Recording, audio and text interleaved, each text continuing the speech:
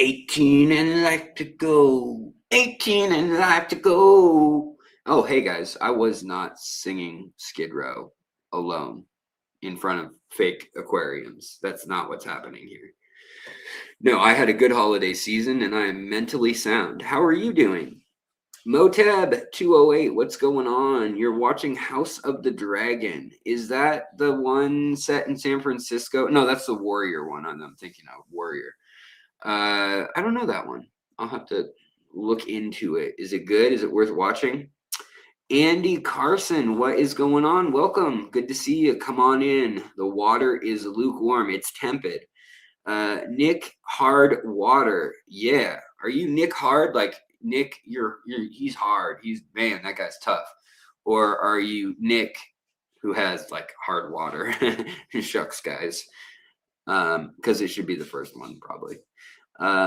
Jody P, what's going on? How's it going? Jody P, running the fish show down there in the Midwest show. Need to have her on and have her explain a few things. Yeah, you need to explain yourself, Jody. You need to come up here. Maybe next week we can do that if you're free.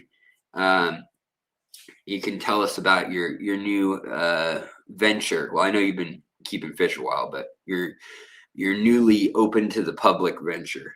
So that will be something coming at least in 2026, if not 2025. So guys, if you have any questions tonight, obviously, as always, it's an open house, open stage, equal opportunity. Johnny, what's going on, buddy? Good to see you. Not open to the public venture. Oh, okay. Well, you're selling online though, right? Isn't that what the venture is? I thought that was the venture.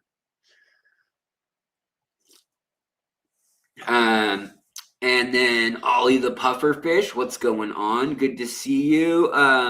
I was just gonna say you're diving through the Fab 40s in Sacramento after work, looking at Christmas lights. Beautiful. Having a good evening. Right on. It's in the 40 degrees here in Seattle, like in the low 40s, high 30s, and really foggy. It's kind of mystical, but it actually just hailed really hard tonight for a few minutes and then just stopped out of nowhere. CR Fish, what's up? Or CRP Fish, CR Fish, or CRP Hish, I guess would be the other way I could go with that.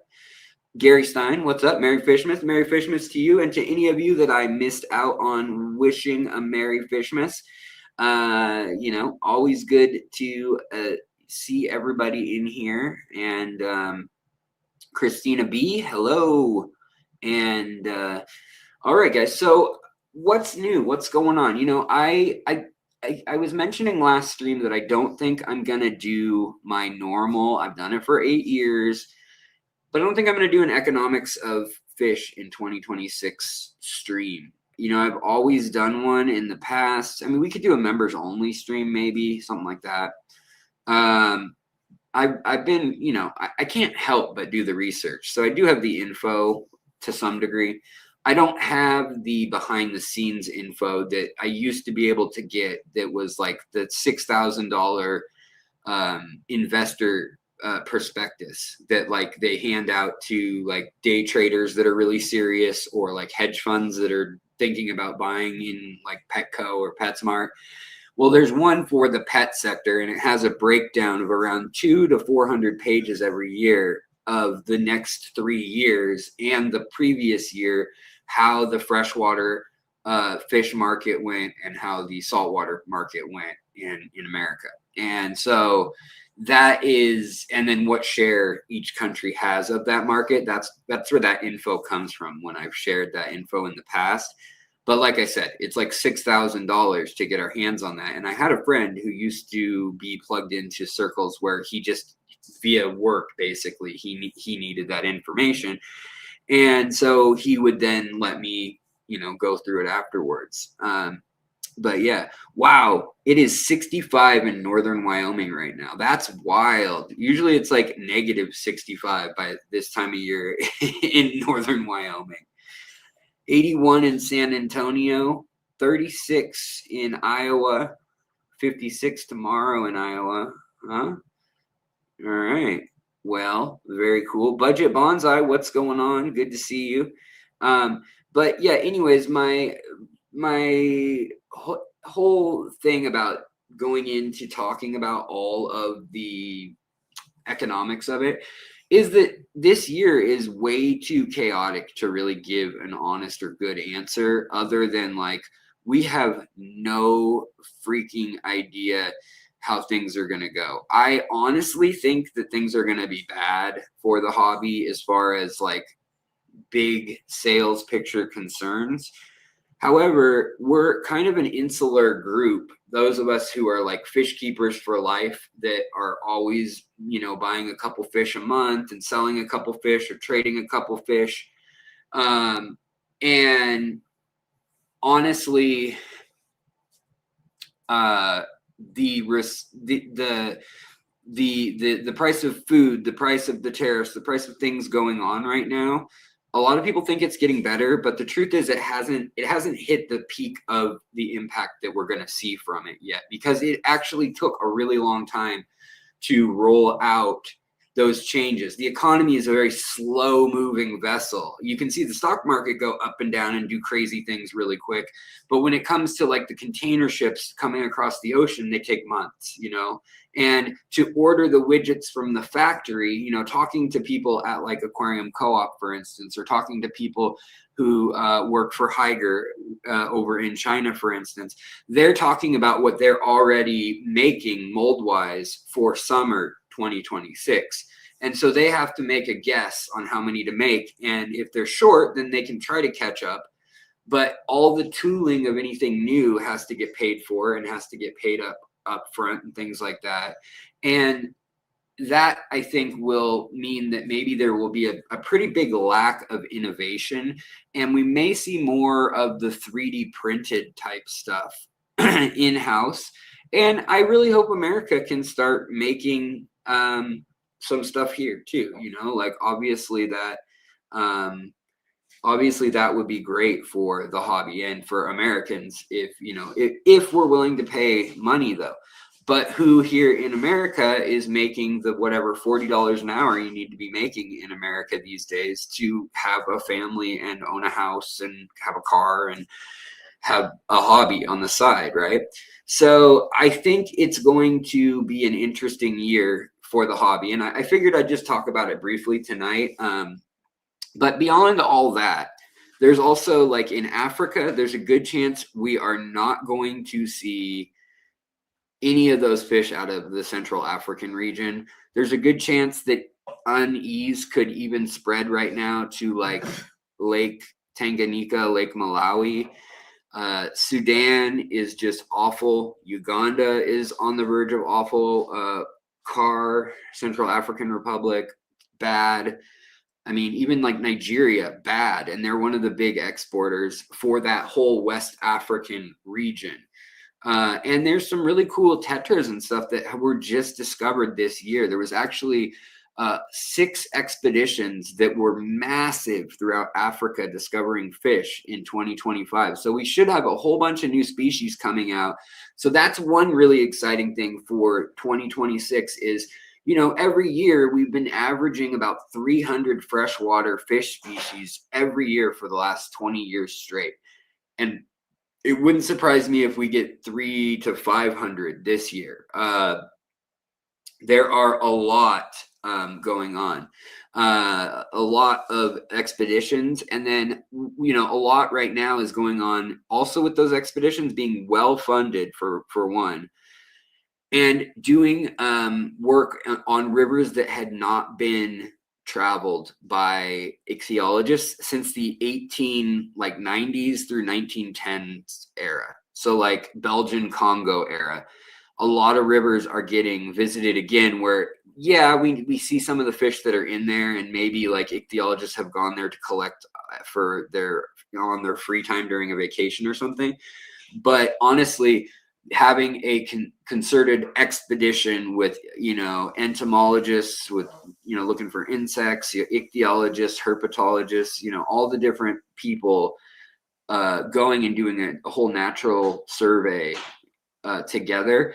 And they actually have now, which is incredible, they have the ability to do on-site eDNA. And so they throw out this thermos looking thing, collect a liter of water, and then they can look for minuscule, like the size of a human hair across, and a quarter as wide as a human hair wide. So some tiny little fraction of a thing that's part of a fish scale or part of mucus from another fish that was upstream. And any little thing like that, even like a white blood cell from a fish, they can then take that fraction of the DNA, and if it's ever been cataloged before, they can find it.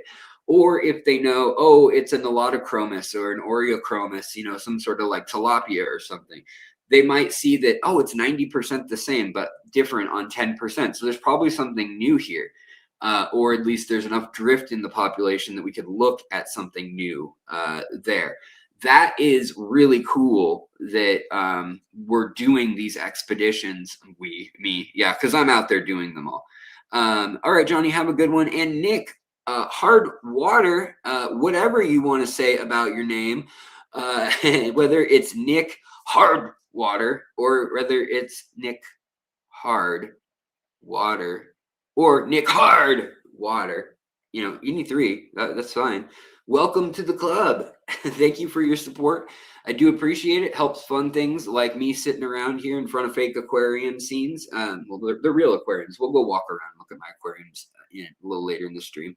And then also, thank you so much for the super sticker, James. Good to see you, and Merry Christmas in particular to you, brother. I know I got a Christian brother over there. So Merry Christmas to you and the baby Jesus too. So I hope you're doing well, and I hope everybody has a good happy new year, but I'll say it to you personally. Let's see here. Diane, hello, good to see you. And Dagmar Haggerty, what's going on? Good to see you. Welcome. Come on in. Nancy B from Tennessee, always good to see thee. So Joe Cutter is another guy that he is an ichthyologist, and he had this deal with National Geographic and the Canadian educational system, basically. So what's sad is he had a deal with the public broadcasting system with like PBS, Channel 9, that kind of stuff. And they had a deal set up where they had paid for actually they donated, Elon Musk's company donated Starlinks. And so as they were going down the Zambezi River in areas where they had to portage and they had to get out and carry their rafts, and like they actually, like the river got too shallow in spots, and this was during the wet season, so this is like way up in the headwaters where nobody had surveyed the fish there officially ever. And hey, buddy, do not worry. Please don't explain yourself. 99 cents, any cents, just being here, sharing the content, just participating, it means the world to me. It helps the channel. That's what the community is about. I have been broke as a joke most of my life. I totally get it. And don't you sweat it. I mean, I'm honored that you want to support what I'm doing here, period. So thank you for that, for your generosity, period, and for your attention. It's never expected from anyone. So, thank you. I'm always gracious toward it. But what they did was they went on this expedition, and then they would call in live to classrooms, and I would get on there, and there'd be like 7 or 8 classrooms in Canada. And early on, there were like maybe 20 or 30 American classrooms through the Channel 9 part. And then that lost its funding early in the year. And so the American chunk fell off, but then I was able to get on a VPN and find it on a private link that they shared when I looked up the name of the program on the Canadian, like their state TV, their government TV or whatever, because they had taken over the funding. And so they put it on theirs rather than just streaming it openly on YouTube. They had like a link that you had to like sign up for or whatever. But they let anybody sign up for it. And I shared that out in the community tab and on on the Discord way back when it was going on.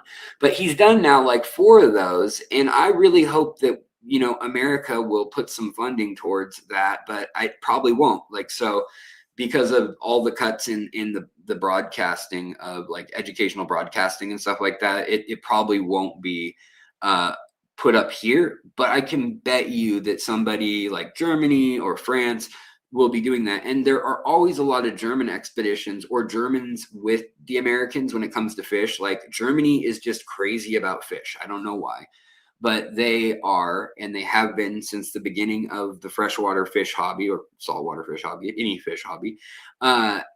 So, you know, watching that though and seeing Joe there in real time, and there's like hippos in the background, and he's like actually electro dipping with with the probes and the rods that shock the water, and all the fish then come up and they're fine. They're just stunned for like 20 to 30 seconds, depending on the setting he uses. Then he just like scoops them up with this big old net and he's just going through them like quickly. And this guy knows his fish so well because he's been on that river. They were on it for 50 days straight. And so every 5 days, they would do a 2-hour question and answer for the school kids. Well, the school kids were watching, but they weren't on the chat that was like a in system, you know, whatever, what do you want to call it? Like an in system program or whatever, in app chat. But I had downloaded this Canadian app thing and gotten the VPN for it and was able to like chat. And so there's like literally me and this moderator guy, and he's like, "Hey, what school do you go to, buddy?" And I'm like, I'm not 40, what? Because it was like, you know, elementary school kids that were supposed to be watching this. But he actually explained a lot of stuff. And when I was asking things like, "Hey, what mormorids are you finding?" he'd be able to like reach into an ice chest and pull out one. He's like, "Oh, here's one I got this morning, and we've never seen this one before. It has green fins." Like, there's some really cool stuff coming out right now. Yeah. Hey, Budget Bonsai, thank you so much, buddy. I really appreciate your support, man. You're helping me keep on keeping on, honestly. What else can we do? I mean, you know, it's why I'm skipping this year. The economic thing is, you know, I never meant to make people mad about my personal opinion about whether tariffs are good or bad, because it doesn't really, one, it doesn't matter, but two, all I wanted to do was give folks an idea in some of my episodes of like what could feasibly be the change in the store if it fully happens, and what we've seen in the past. Now, could it unfold differently? Totally. But is it unfolding pretty similar to what I thought would happen? Yeah, it has kind of gone up. It hasn't gone up as bad as it could have because we never went to 225% or whatever. But I'm not saying that it's not for me on a fish channel to say that's a bad economic decision for the country. Who cares what I think about that? I'm just here to say, in theory, that could mean that you pay 220% more for your fish. Now, granted, those are paying the tariffs on the wholesale rate. And that's what, you know, some people got mad that I didn't have a commentary saying, you know, this is the new government's fault. This is Trump's fault. Other people were mad that I didn't point out that like this eventually in 4 or 5 years will cause American shops to retool. And that's something that I'm extremely supportive of. Like, that's something that I think we should be doing with like our military budget, or some of it, honestly, if you did need to know my opinion. But that's what I would do with it, with a chunk of it anyways. And then, you know, build America first, incentivize that tax-wise, and then put the tariffs in place once there are American products ready to buy. But like before you can buy them, even if the American companies build the metal tooling and molds and machining, which a lot of times we don't even have the people to do that anymore, which is wild. You know, we outsource that to like India or Bangladesh or Taiwan or Germany, Czech Republic, China. And, you know, then we don't even have the plastic pellets to injection mold the thing when when supply lines get really compressed, or when the ports slow down, or things like that. So that's why it really does have an implication on our hobby. But like you were saying, I'm trying to keep a positive energy about this, because no matter what comes down the line, there's going to be a flip side that's probably positive, right? So there's, no matter what happens, you know, whatever, when God closes a window, he opens a door, or closes the door, opens a window, whatever. Something's going to close and open. That's all I promise you. Windows will break, doors will break, and get closed and opened, and things just change. That's just the nature of life. And people, if there's a market for something, people are going to get it. And there's definitely a market for fish, but you know, it's not a need to have commodity. And that is the part that is really interesting about fish keeping, and its impact is, you know, it's I think the other thing that we don't realize is that a lot, let me turn my phone to mute. Sorry, I don't know why. I don't even know what's making noise. But I feel like a lot of people don't realize like how good we have / had it. Like you go to other countries and their, you know, their average earning takes up a huge chunk. Like to eat groceries is a huge chunk of their budget, more than in America. Like, you know, their eggs are like $15, or their, you know, soda is $10 for a 2-liter, you know, like, and a lot of places they just assume that's built into the price because it pays for the tax on diabetes that's in the society because of sugar or this or that, you know. And then there's other places where it's dirt cheap, but there's no system other than whatever you've saved to take care of, you know, those other things. So there's lots of ways to do things, obviously. And those bigger questions, they're not what I want to tackle on this channel. And last year I lost over 4,000 in 2 episodes. One episode I lost 1,000 in 1 day subscribers, and I lost them from the left and from the right. The left was mad that I didn't chastise the president specifically, and the right was mad that I said stuff about tariffs and that I insinuated that it was going to be expensive, which I thought was not a great idea, to just like throw out numbers and not know when the tariffs would go into place, or what, you know, kind of the wild card attitude. But in the end, none of it came to fruition. So it's all conjecture for nothing. It's all just drama. It's all like high school drama at the end of the day. And that's what I really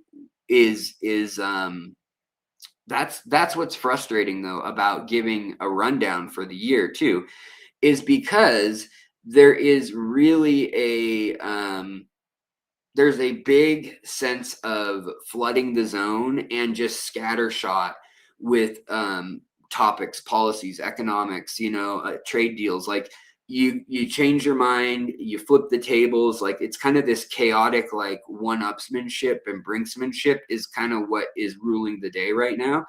And Trump is really, really good at that, you know. But I don't know how sustainable it is, or when people say like we need to know how things are going to play out. And so I'm just curious to see where that'll go from a personal stance. But I'm not going to go any farther into that today, just because I know it's a sensitive issue, right?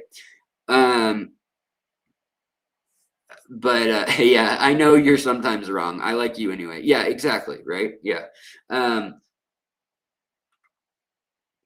Alex, people should just not judge others, and they should just not get mad at what you believe. If they do, they're not American, Joey. Yeah. Yeah, well, you know, it used to be that you either didn't talk about your politics, or if you did, it was kind of just like, well, that's their opinion and it's wrong, but you know, our family thinks this. Ha ha ha, their family's silly. Kind of like, oh, you like BLTs? I hate BLTs. I like avocado, lettuce, tomatoes, or whatever, and those are far superior. And it was kind of like, who cares what you think? But the stakes have gotten more serious in some ways. It's the whole culture war thing. But we don't need to talk about any of that. So today, I do want to talk about though. So there is the issue of China wanting to build a new canal. They want to build a Guatemalan canal. so they can get their super tankers through, which is the whole reason we Americans and Western Europeans expanded the Panama Canal in width. And there's an ecological destruction of massive proportions in that Pacific Ocean animals have made it all the way through the canal, through brackish water and freshwater even, out into the Atlantic or Gulf rather, and vice versa. So there are now, for instance, invasive lionfish that are making it all around the Gulf Coast now. There's like, what if those end up coming through and end up on the Pacific coast of like Peru or whatever? There's just some things that could be real bad. Already we're seeing things like the tilapia getting more and more salt tolerant, and the fact that the tilapia are taking over the Guatemalan lakes that used to be brackish or have some river estuary flow. Some of the very rare killifish and some of the very rare things like oddball like mud skippers and just anableps and like fish around the world that are really rare are having a really tough time right now because river deltas in particular are getting just hammered by one, drainage projects upstream, two, pollution, and three, like navigational stuff like dams and lock systems or levees. And they're making these big like reservoirs and retaining areas where it's brackish water, and it becomes like this staging area where the fish are then kind of hanging out and ending up going further and further and acclimating. And obviously we know bull sharks and things like that can go all the way freshwater, but they go all the way up to like Illinois in the Mississippi River, but it's not good long term when everything gets shuffled like that for a while. Now, granted, just like I said in politics, you could argue that everything's always changing and every species was invasive at some point and you just got to roll with it and things go extinct, right? But I personally don't like that attitude. I like the attitude that while these creatures exist, let's try to save as many of them as possible, because we never know when we're going to learn. Like maybe it's stealth technology, maybe it's new waterproof clothing that's dirt cheap, or some chemical that cures cancer or slows fire. Who knows what it is that we learn, and it's usually from nature, from animals and plants, and studying how things work. And learning more and more, and you never know where that next breakthrough is going to come from. Well, I'm glad you're digging this banter, Budget Bonsai. Feel free to chime in, everyone, as always. Jay Oliver's Guppies and Aquatics, another great breeder he's got his skin in the game here. Hey, fish family. Hey, Alex, happy holidays. Happy Fishmas, buddy, and a happy new year. This guy's got the live bears. It's where it's at. One of the things that I will talk about in my episode of Fish to Breed in 2026, or Hot Fish for 2026, whatever you want to think of it as. For that episode, I will still do that episode. I think that wild bettas and that the wild live bears, so things like metallic black chin live bears, things like lamias, things like goodeids, I think some of those will become more and more popular. We've already seen more of like Pictus, some of the Posilias, but like the swamp guppies and things like that. There's some really interesting fish out there, especially when you consider the half beaks, which aren't really a live bear in the same way, but they are live bears. But if you count those, you count mollies, you count platies, you count swordtails, and all the lamias, the gambusias, and the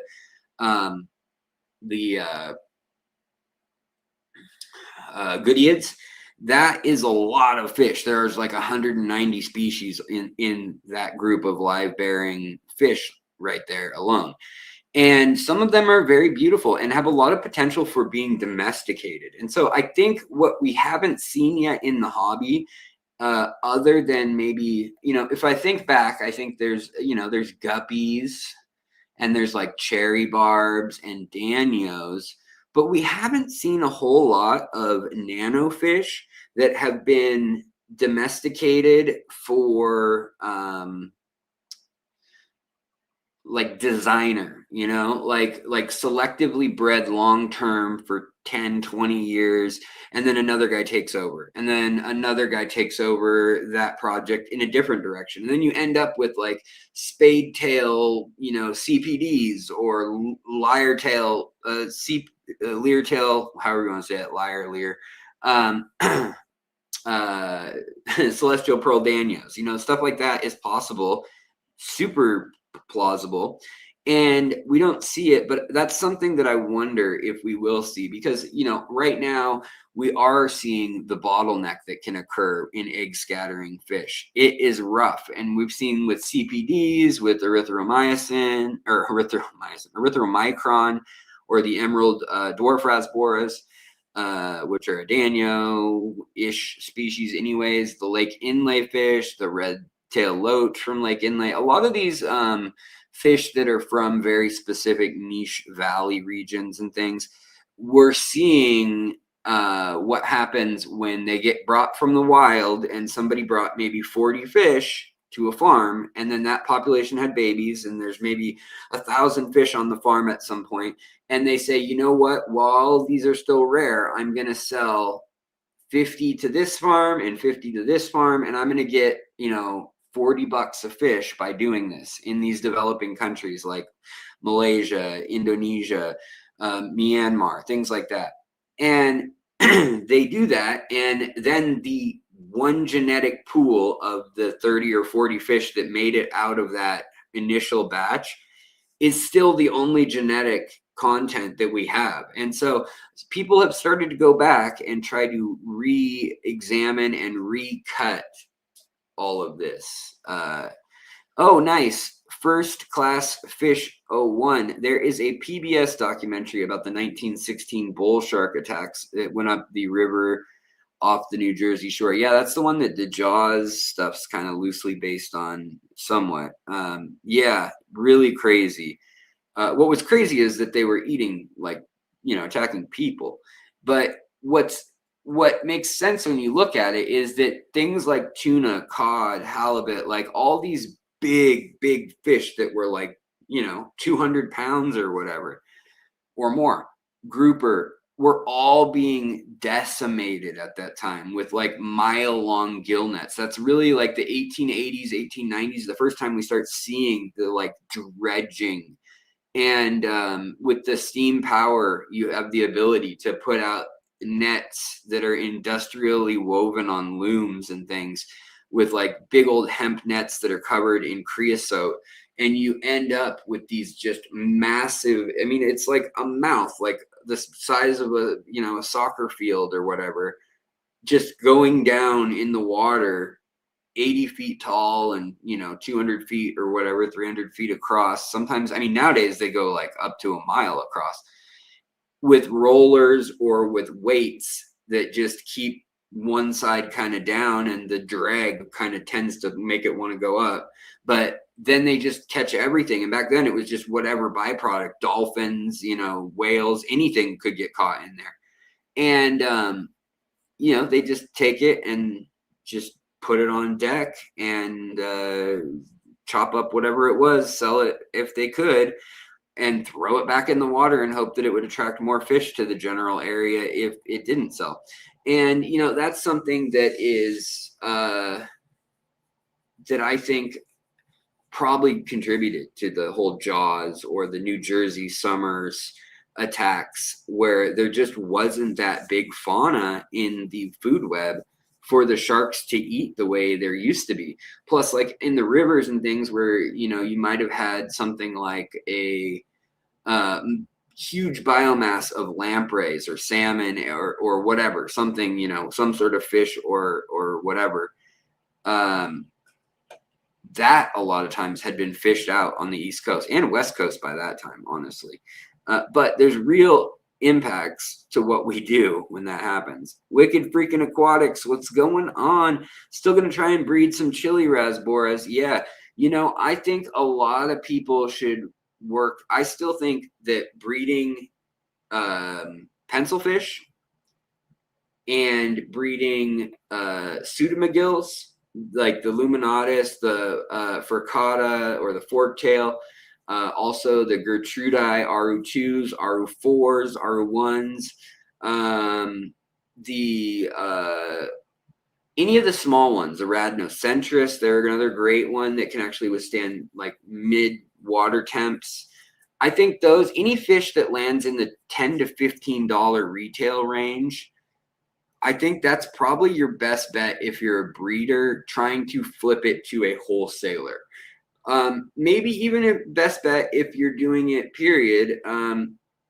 The problem with all the cichlids and things is, like, yes, there's some where you could get really good money for like a Starry Night cichlid or this or that pleco, but how hot is that market in your town? How many will be sold? Even if you undercut the market like crazy, did you just sell another person enough to become a breeder too? So you can end up, I've done that many times in Seattle where like I was the only one who spent, you know, $180 per fish, and I spend, you know, $350 with shipping and everything to get a pair of like Beta Maha Chiensis 10 years ago or 12 years ago or whatever, have some babies, and 40 babies was enough that, you know, that led to 4 or 5 people who were successful having babies with theirs, but they're a very specialized beta that, or not Maha Chiensis, sorry, Macrostoma, that's the one I'm thinking of, the big mouth ones that are the biggest of the betas. And it led to there being basically anybody who wanted one was breeding them. So there was like no point in doing it. And in fact, I was like, what do I do with these babies, with these aggressive fish that get, you know, 8 inches to 12 inch, well, not 12, more like, yeah, 8 inches, 9 inches long. Yeah, I agree, Moteb. Goodeids are not the best fish. I'm just saying they need saving. There's a few that are cool. And, you know, actually, on that note, I was going to do some tank updates tonight, so we'll go look around. But I think I got rid of my Xenoteca dodore, or however you say that. I always mess up that species and genus. But the tricolor Goodeids, I gave away all my parent aged ones, and I only now have like maybe some 4 or 5 month old fry and some 2 or 3 month old fry. And I think I have maybe 7 or 8 of them left. And it was enough that I'm like, okay, I can restart this if I need to. But it's, who knows. Craig Catfish, what's going on, Craig? Good to see you. Merry Christmas as well. Merry Fishmas as well. You guys are, I hope you're having a lovely Christmas on a Christmas day. Asa, what's going on? Let's see here. First class fish. I love to breed my chilies. Oh yeah, you haven't looked into it yet. Yeah, you know, I think the other thing that'll be hot is new tetras, rasboras, new color morphs, and things like that too that come out. So things like the Tucano tetra, $20 a pop all day long. Now, I don't know if that many people are buying them for that, but that's what they are at local fish stores, at the Wet Spot, which tends to be a pretty affordable place. Same with the scratch tetras or the Kogel tetras. The Kogel tetras, by the way, are freaking gorgeous. They are, here, I'll pull one up and show you guys. These are actually at Moonlight right now, and I'm thinking about buying some, but it kind of ruins my whole vibe with a certain tank that I've got going. If I throw them in, you know, the Firebar barbs, the 8-barred Firebar barbs, they're really cool too, and they go really well together because they're like an orange, metallic, and like brass bronze color. But here, let's share this. Share screen. Enhance. Kogel tetra.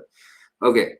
So right now, these are really a beautiful fish, especially when they get mature. When they're little, they are like, who cares? Like that looks kind of lame. But when they get bigger, they become really cool. They got this blue and like light blue, and then they've got a black kind of or gray stripe, and then yellow. And some of them can get really, that's a lemon tetra below. So people have listed them pretty incorrectly a lot of times, but you know, there's a good example, as I said, of what they look like fully grown. And they can take on even deeper orange colors. I've seen personally. So they're pretty cool ones. I really like those ones. And, you know, it used to be like bleeding heart tetras. Nobody could figure out how to raise bleeding heart tetras in captivity. And those were, you know, $8 to $10. And so you could make good money. But now, like a mono shrimp, for instance, now they're breeding those in captivity.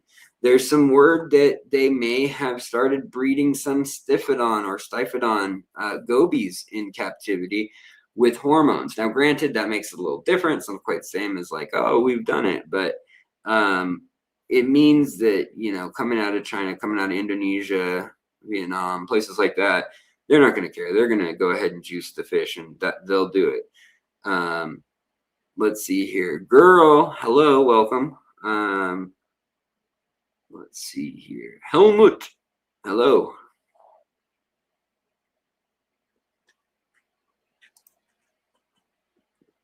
I agree. Goodeids, like Scipia, multipunctata. Yeah, they're a good one. I agree. I also don't mind the like the volcanoes or the tequila Goodyead butterfly split tails. I don't mind them either. Alex, my yellow-eyed golden back Neos had their first batch, and 2 more mamas are buried. Right on. Right on. That's exciting. I'll show you tonight. Well, let's do this now. I'll fire up my other camera and we'll go look at my tanks. You know, like I said, I've gotten rid of a lot of fish, making way for this new project that we're going to be kicking off. Really for 2026 is when it's going to go into overdrive, which is the ADA, AFA, Archaea, you know, all those brands that are associated with each other. But AFA San Francisco and ADA Japan have sent me all the stuff for doing basically like a 20-gallon aquarium, not even quite 20 gallons.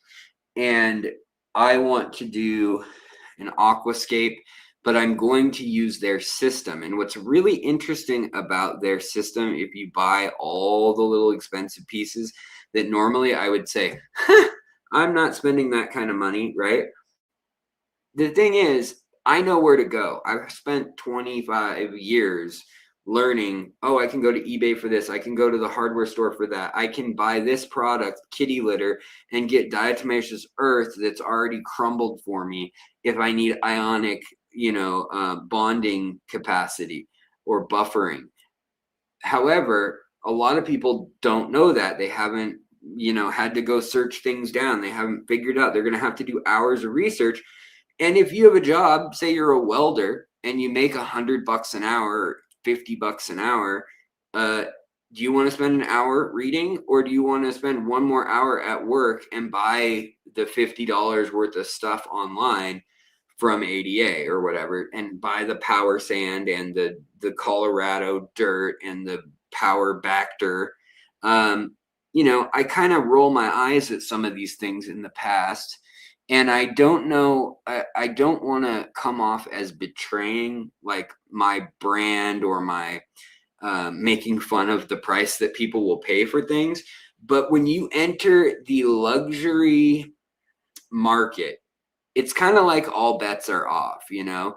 Even like gravel at Petco, like the markup's absolutely astronomical and insane. Like the like wax coated gravel or plastic, you know, coated gravel that a lot of times you'll see, and it's marked up like thousands of times, I'm sure, from what it costs to get a dump truck of the gravel.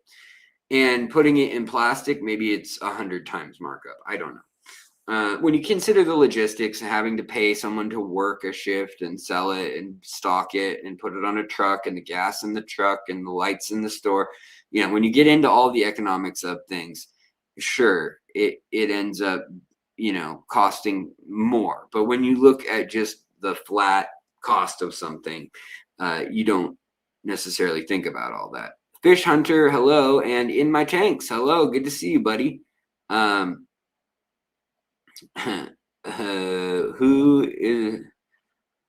bad? Goodyeads suck big time. Yeah, you don't like the split fins, huh? I got rid of even my tricolors, which I thought were pretty chill for Goodyeads.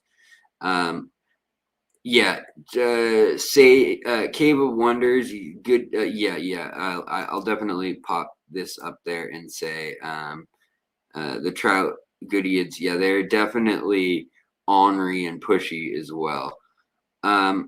Yes, so this is a very interesting. Oh, this is an interesting question. I would absolutely love, if you can, to get a picture of whatever they're calling Paskai rainbow fish, because Paskai rainbow fish used to be Pseudomygilla luminatus. Then it became clear that the fish that they had named but never properly scientifically identified in the taxonomy, that there was another fish out there similar to the Pseudomygilla luminatus, but much more red with much more white dots and a more hardy built body, less of a long fuselage, also bigger fins, and a little bit more of a pronounced height at the crown width of the body and height of the body. So I would love to see any pictures of that, because there's been debates like, is it a collection point thing and they're just red luminatus that are a little bit chunkier because they've got, good access to bugs or something? Or is this a completely different species that we are confusing? And I don't know for sure if that's been settled. You'd have to ask someone like Gary Lang. And even then, I know him and like Jerry Allen and Gary Lang and like, Ryan Lee, whoever you want to ask, Bentley. If you ask some of these rainbow head people, you might even get different answers still today. So it's kind of a hot button topic, but I would love to know what they look like, especially when they're happy in proper water conditions and settled in. But if I were you, I'd get them, because Pseudomygilla luminatus are freaking awesome fish. Even if you get those and they're just Pseudomygilla luminatus, as long as they're not more than like $15, those would be fine. Now, if they're true Paskai rainbow fish, I don't know. They could easily fetch probably $39 or something a fish. It wouldn't surprise me, because they're very unusual. I've never seen them offered here. I've seen Pseudomygilla luminatus sold as them, but I've never seen the other kind that like people are like, ooh, that's a little different. It just hasn't come here. Same thing is in the American hobby. It's very hard for fish from Australia to get back out. So even when people collect fish in Australia, a lot of times they'll take a boat or a little plane over to Papua New Guinea, and they'll be like, these fish came from, and they'll correct it in America or in Germany. But it's so hard to get livestock in and out of an island country that's so prone to invasive species, throwing everything off in like an economic sense or in a monoculture sense. And, I think that's difficult, and that a lot of it has led to people kind of fibbing at first, and they kind of have to do that so they don't get arrested if they bring it out, especially people like Heiko Blair. He was infamous for getting fish, trying to get them with a local, waiting for them to have eggs, and then trying to smuggle the eggs in test tubes in like strapped to his thigh or whatever. Hundreds of them back. And he had been arrested at least in 4 different countries that got publicized, if not more. And he was banned from several other countries for doing it where he didn't get arrested, but they found out later, like, he took fish without going through the proper channels. And whether you think that makes him an Indiana Jones and a rebel, or whether you think that makes him a menace, you know, the results are not fully conclusive in the fish world. Michael Barnell, or Michelle Barnell, Michael, sorry, I'm reading very small font. Can anyone recommend the best betta hammock? I'm concerned about the betta wanting the rest of the fluval stratum. Wait, rest on the. No, it's not going to hurt them. They're fine. I mean, they have a biofilm. They have a slime coat that actively has bacteria in it. So honestly, if you got some torn leaves and you've got living plants, that betta will be so happy and will have all the tannins and the things they need to strengthen that immune system that's on the outside of them. But if you use something hard like a plastic leaf as a hammock, it's actually the opposite. Yes, some bacteria will cling to it and do something, but you don't know for sure what bacteria that's going to be. For one, is it just going to be nitrobacters or like that help with the cycle, or is it going to be something gross and gnarly that is, you know, staph infection or something, you know? And then when the fish rub their scales on it, knock one off and have a little micro cut, boom, it gets in that way. So yeah, J barbs, that is a great selection of fish that I'd love to see someone breed. That, or butterfly barbs from Africa, or amber barbs from Africa. These are all phenomenal fish, beautiful fish. Yeah, anyways.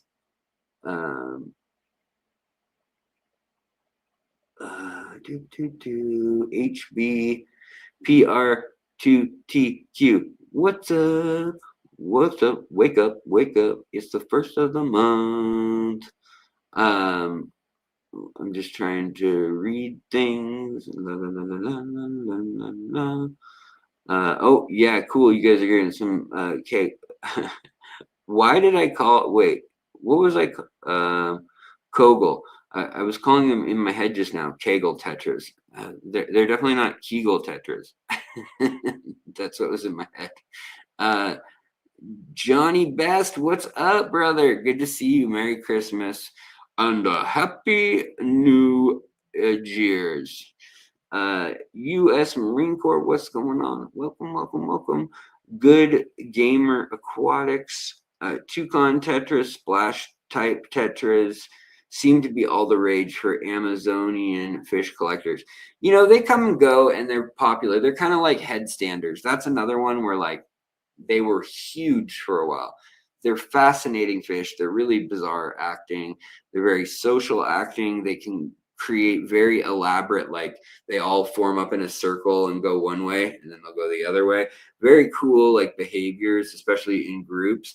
And I think that's where it's at in the near future. Is I think people need to focus on fish that are under $10 a pop, but getting like 30 of them and giving them a good space and giving them a somewhat representative environment of where they would live in the wild, because it is really cool to see what fish do when that is the case. Let's see here. Jacob, hello. I know I said hello to you earlier, but hello again. 1 hour and 15. I'm just trying to read through and make sure I'm not missing stuff. George, what's going on, buddy? Good to see you. Wicked Freaking Aquatics. Jim says, started making my own powder or power sand, root tabs, quick start, horticulture, limestone, and crushed charcoal. To your point, that takes time. Yeah, it does. And I mean, honestly, a lot of it is really similar to like father fish stuff.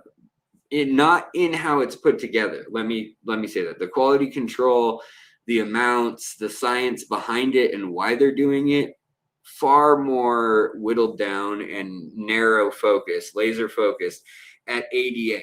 They're looking at aquaculture. They're looking at, you know, what do you call it? Not aquaculture, but hydro, like hydroponic and aeroponic systems, and like what's the optimal amount to use in the smallest amount possible so you're not bugging the fish. But they really go into that, and the idea of places like AQUACHAR, which sells high-end charred charcoal that's hardwood, like cherry and apple. Like there's a few woods that are either fruit or hardwood, and they're kind of known out of Florida, Louisiana, Texas, that area down there. They collect the wood from there. Then they put it in this air-free chamber. They close the door on that, and they turn up the heat to like 2,000 degrees until it's incinerating it without the actual carbonization in the same way, or the flame doing that. And yeah.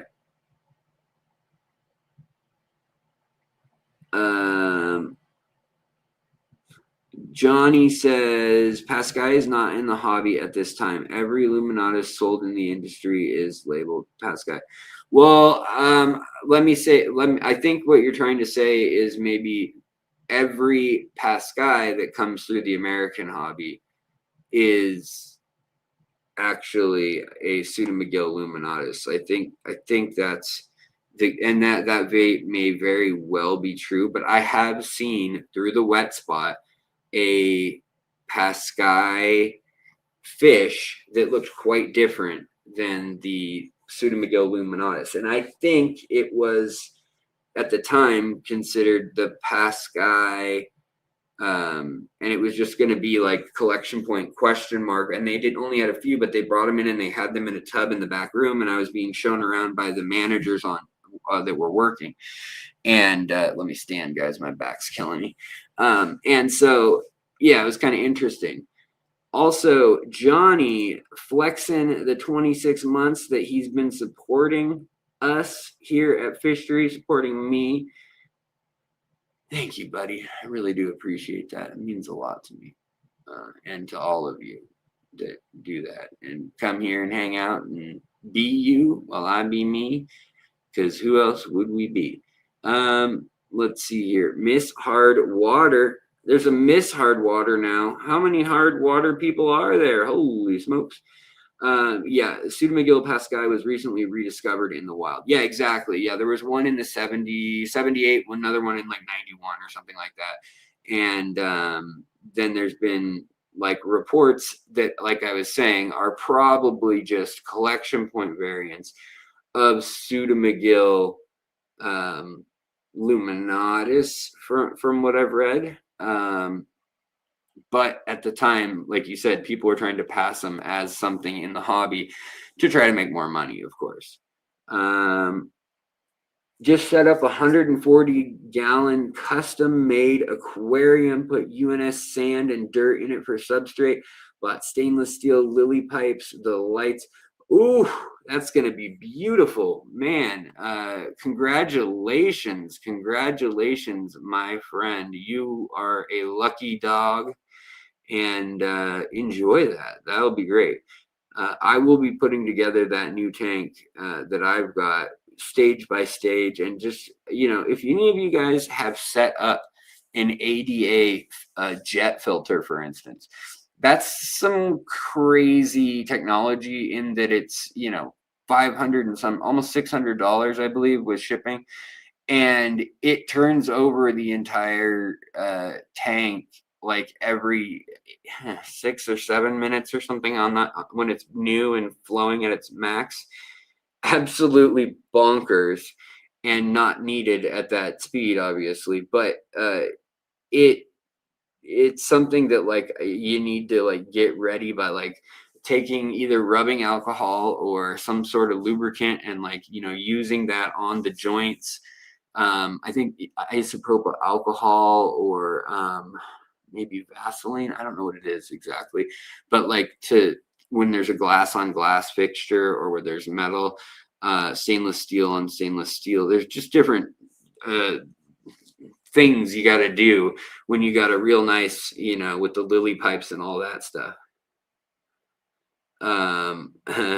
Let's see here. You don't stream for a couple days and you're a criminal. Yes, that is what happens here on Fishery. Oh wow, I have a friend, Black Planted has success. He bought J barbs and the butterfly back plant.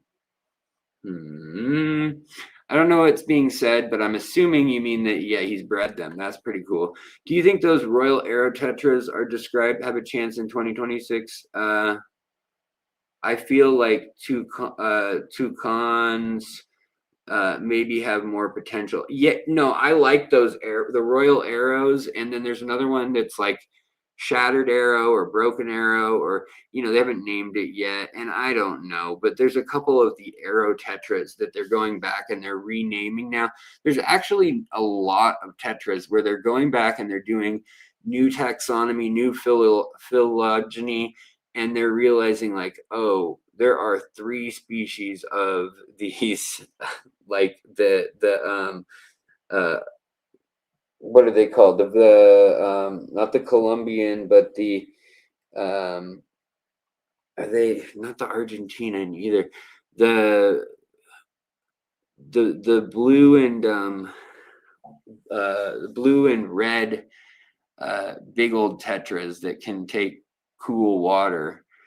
Are they no, they're not Caracas. I don't know, my brain's drawing a blank, but Valencia, no. Anyways, I can't think of the country they're named ever, but yeah. Yeah, there's some kind of crazy fish out there that turns out, oh, they're like 5 or 6 species. Let's see here. Divide by Zero says, Fishery, is the Heiko Blair thing why some say that owning some Sinithes satani is illegal? No. Well, maybe that could have been part of it, but really in the fish world and in the black market animal world, it's unfortunate, but the living animal parts world. So if the part is off a animal that is no longer alive, it has more rights than a live animal in some ways. So when you have a live animal from some country that doesn't allow the export of that animal, you can just lie and say, oh, I had it breed in captivity and somebody's had it in a zoo for the last 40 years. And it's pretty hard to verify, especially if you say you got it from a zoo in another country that has no prohibition on that. Now, CITES fish get covered across the whole globe via UN protections and trade agreements and things. And so they really are. So like the truly big, massive, endangered, like stingrays and the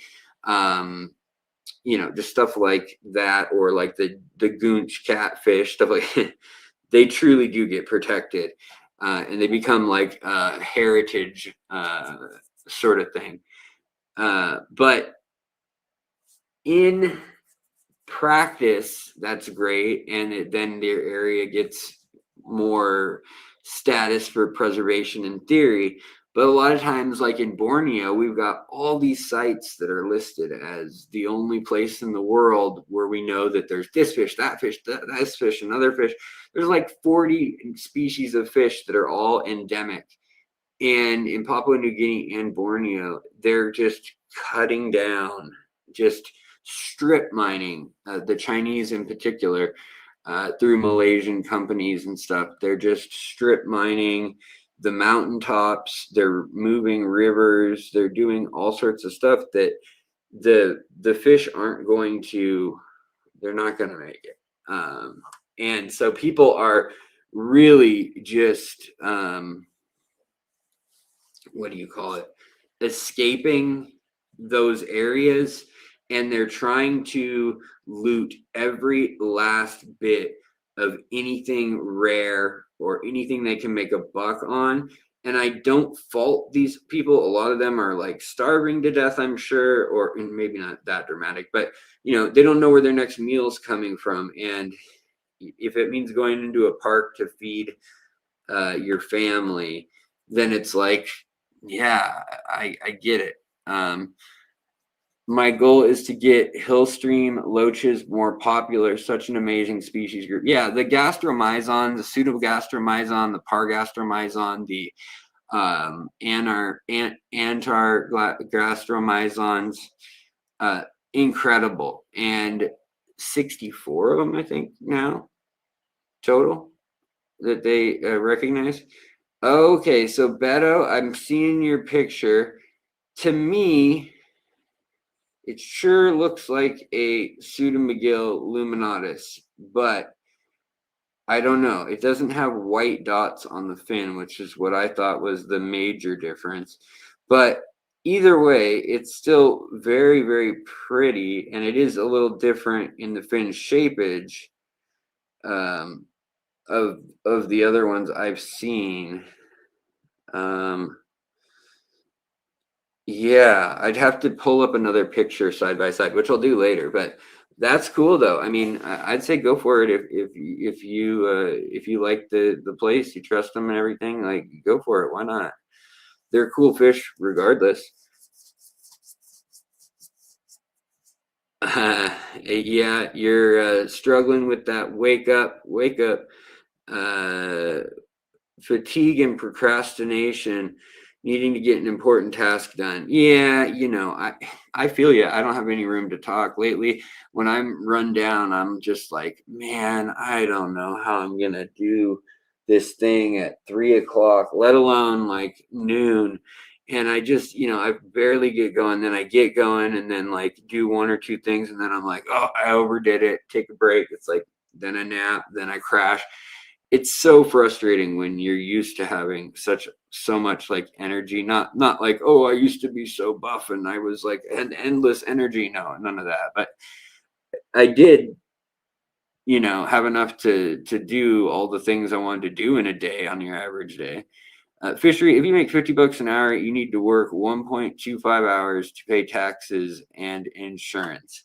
If you make $50 an hour, you need to work 1.25 hours to pay taxes and insurance. Well, it depends on where you're at. In Seattle, we have depending on what you're buying, somewhere between an 11 and a 15% grocery tax, or not grocery tax, sales tax, I should say. There is a prepared food tax. And then we have the federal tax of usually 27, 28 to, depending on how rich you are, could be as high as 32. If it's a bonus, it gets charged like that. And then you get your write-offs. But yeah, and it depends on the state and your medical exchange system and all these different things. But in our state, for medical care for like one person, probably going to be paying somewhere between $550 and $800 just for an average person monthly, and that's before copays or anything. That's just your premium.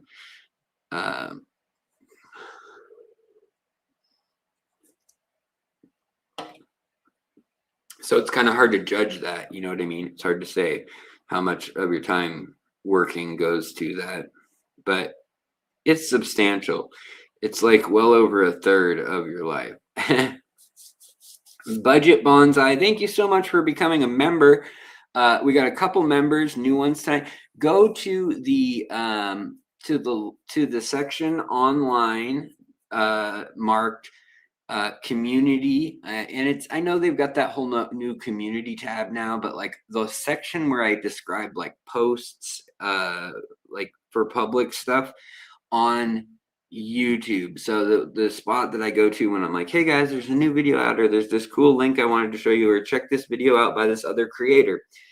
Go to that section or go to the playlist and listen to the audio only or to the podcast friendly one. There are over 250 extra episodes for free. Not really. I mean, it costs you $1.99. If you're a member and you want to utilize that.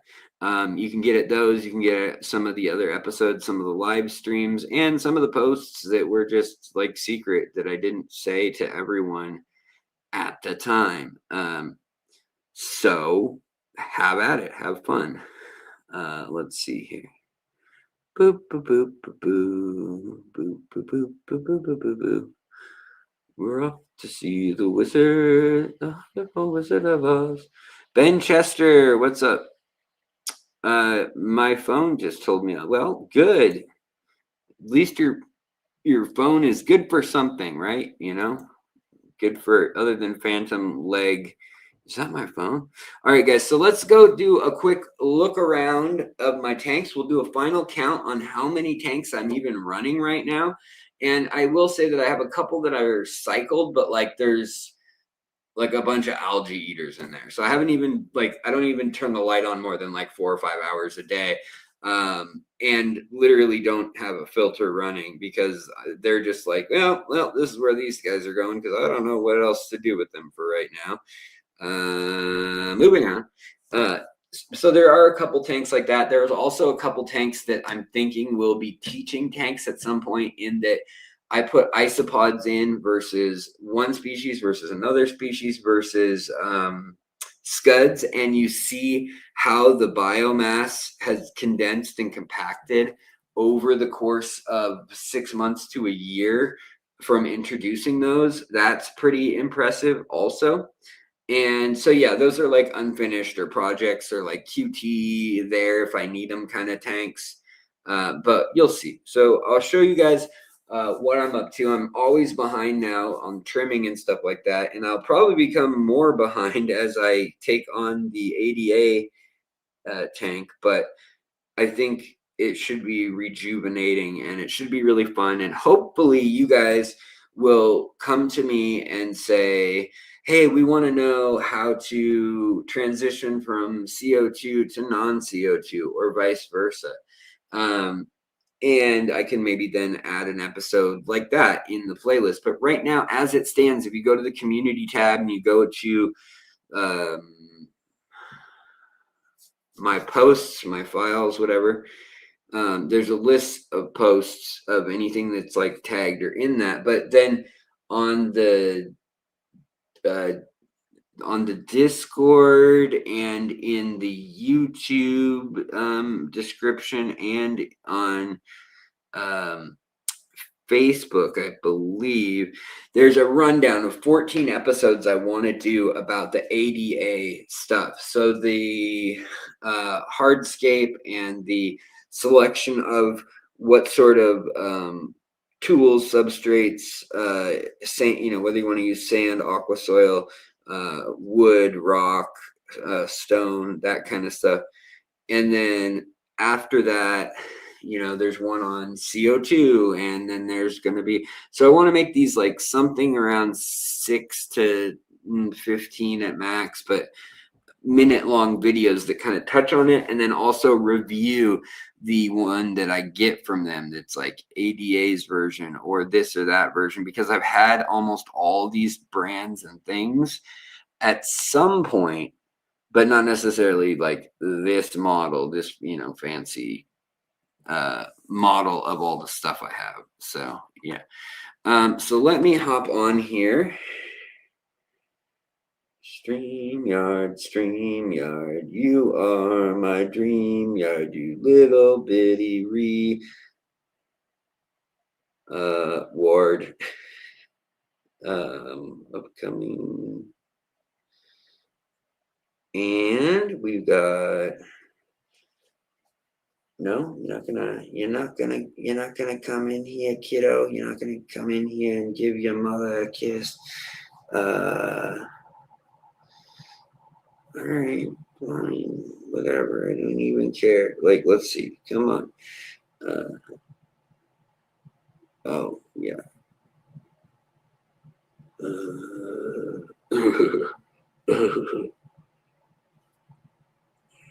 Okay, here we go. I think I found it. I think I got to where I want to be. Sesame Street. All right, let's see. Yep. Found it. Found it. Do, do, do, do, do, do, do. All right, let's see here. So we go. Invite guests. Oh wait, no, I don't. Well, I don't technically need that. I can just go enter studio. Boom. That should say hello. Hello, Clarice. Fishery. Yeah, we can call it that. Fishery. California fishery.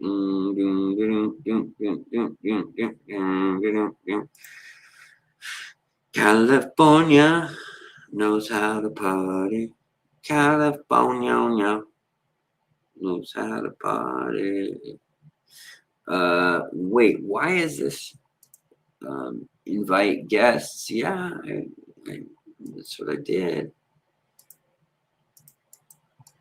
Hold on, let me figure out what is going on, why it won't let me. We'll go with Gmail.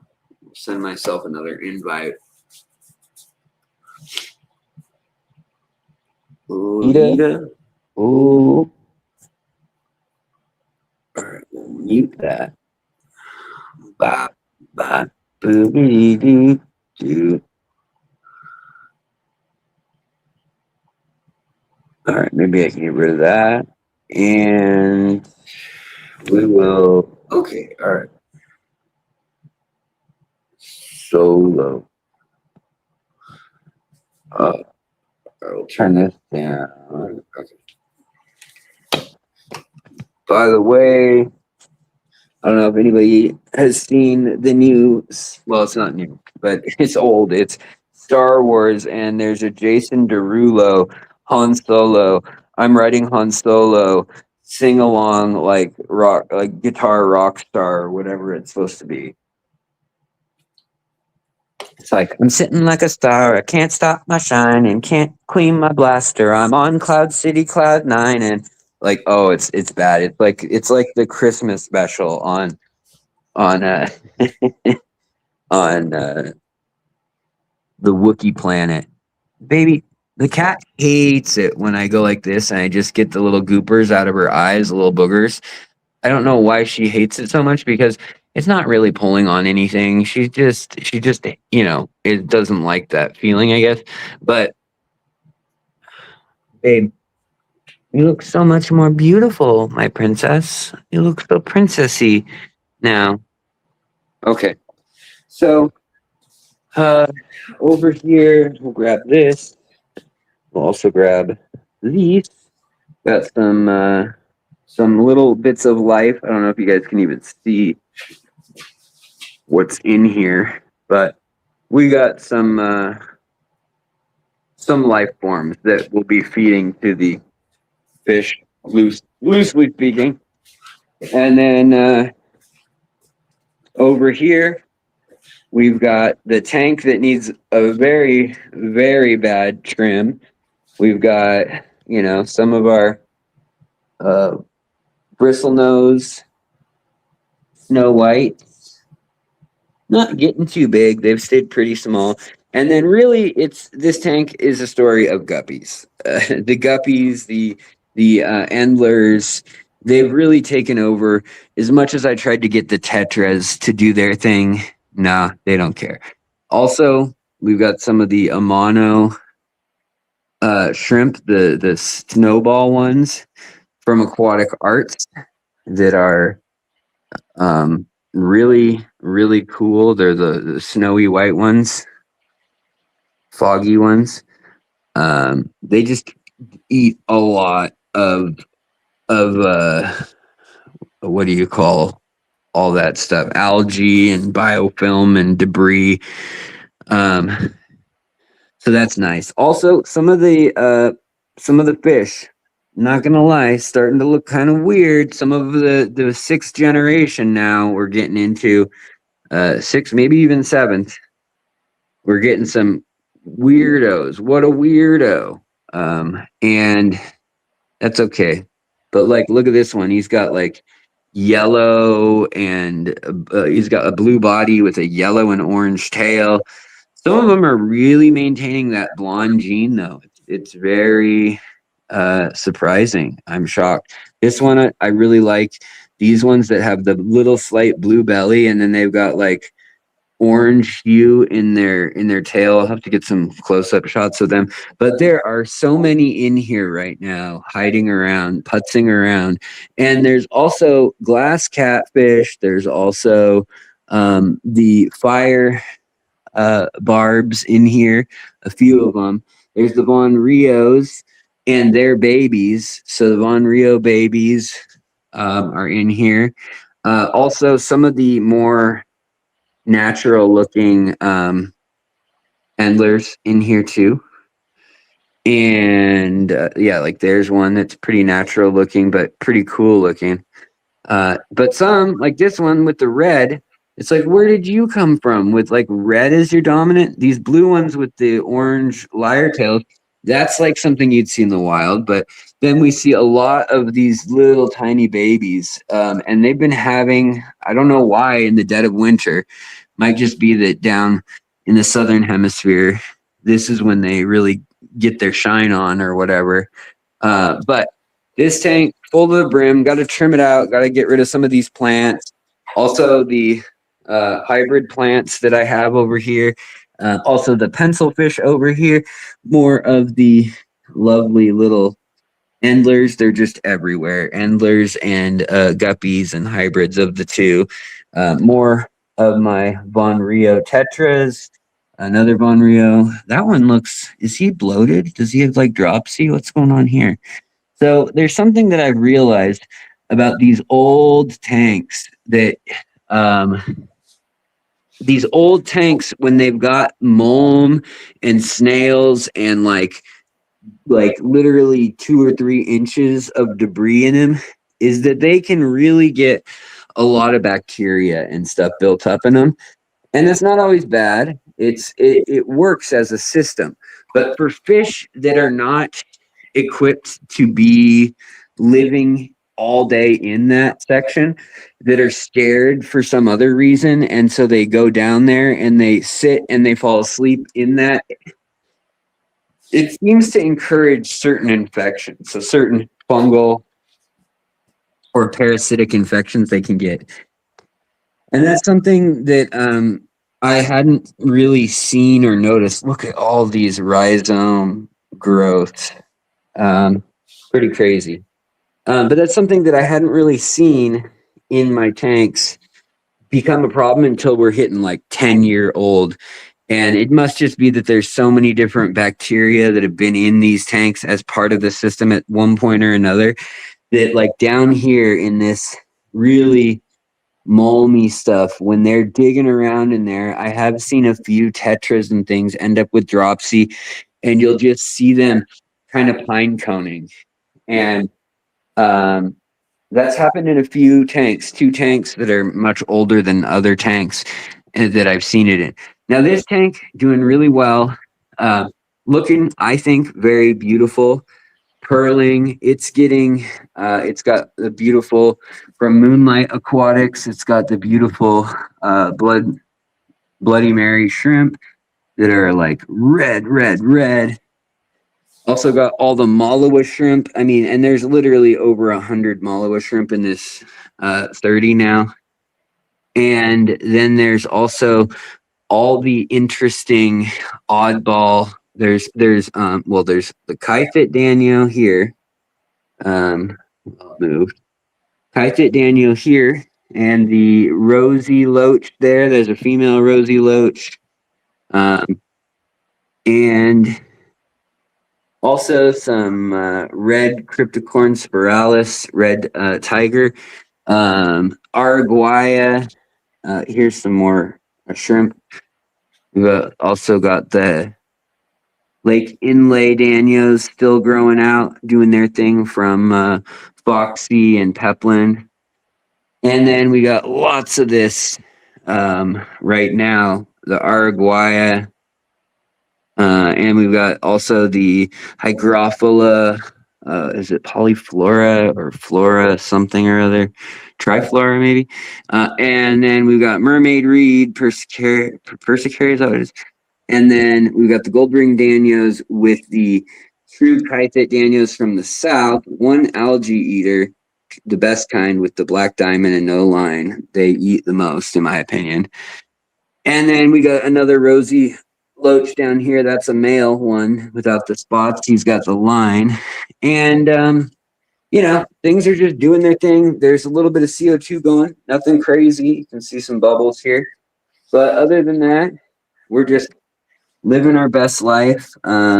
There's some interesting shrimp in here that are really dark. There's some really light ones too. There's like a jet black one right down there. And then there's the bright red ones, obviously, that you see. And a lot of these plants I'm kind of playing with to see, like, can we get yellow out of this under a good enough light? Or if we starve it of nitrates or whatever, and then what colors do we get out of the Bacopa? Or for instance, this would be a lovely color for my trying to emulate a flame tank in the other room when that gets going. So we're kind of just playing with all these things with this Samulus paraflora or paraflorba. It's going to get a new name soon, so don't even bother memorizing this Latin name. But yeah, this plant here, I kind of wanted to plant this all around the base. And then also, I was thinking of planting this, the Cabamba Furcata pontinensis, as some of the flame too, but now I don't know. It's just pale pink, whereas we got this like really bright pink when we got the CO2 and highlight on it nonstop.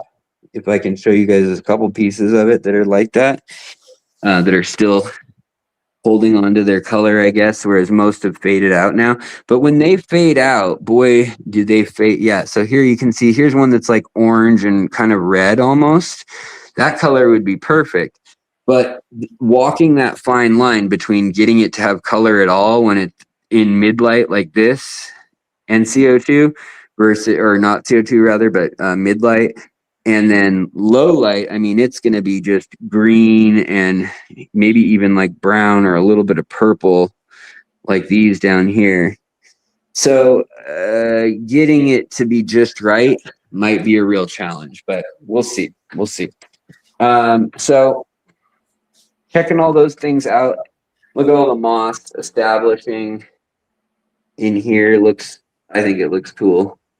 Also, all the little ferns and bladderworts, and also the Hydropotyle tripartita and verticillata. We got also some plants here that I got from, and some wood and other stuff that I got from the big boy store. Ooh, I really need to grow that quick. Holy cow.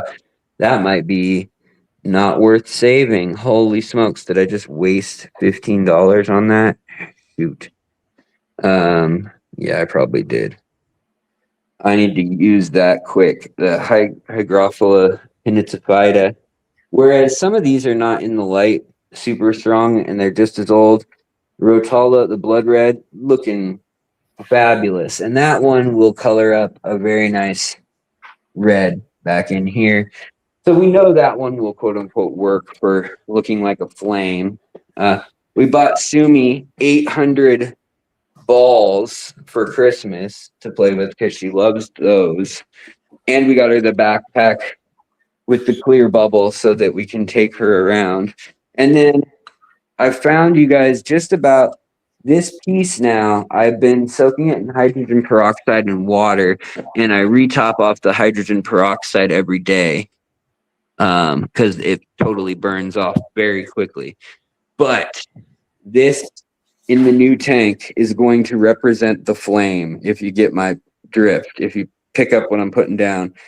I think we're going to have it this way, and then I'm going to have some plants planted right in this like void here that hopefully can run all the way up the center and sway like Mayaka or something that the flow can get. But this was a find, and they wanted $100 for this piece because of, you know, it being so, you know, I don't know, very cool.